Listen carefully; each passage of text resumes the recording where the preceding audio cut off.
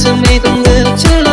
ยฉันก็อยู่ข้างฉันเหมือนเคยให้เธอลงเอยกับเขา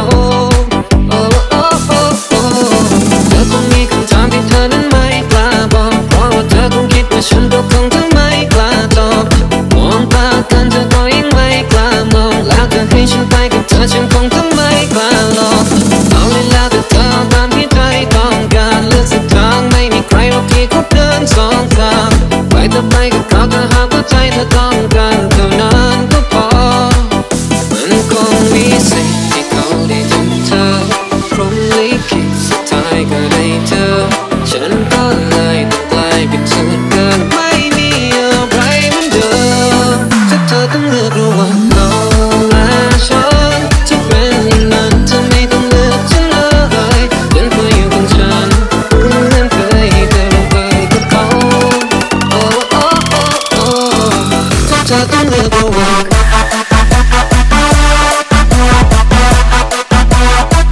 ธ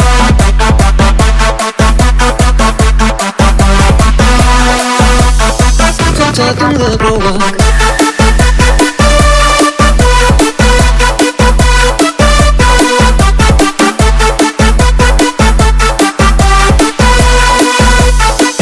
เธอต้องเลือกระหว่าง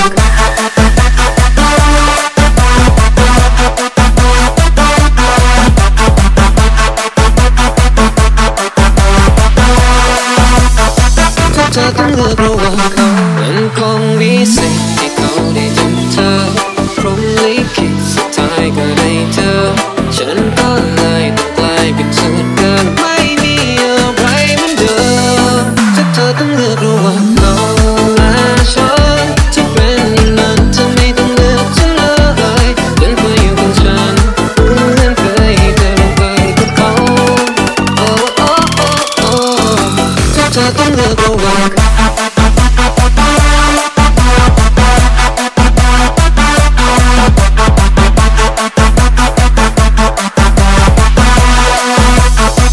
เธอต้องเลือกระหว่าง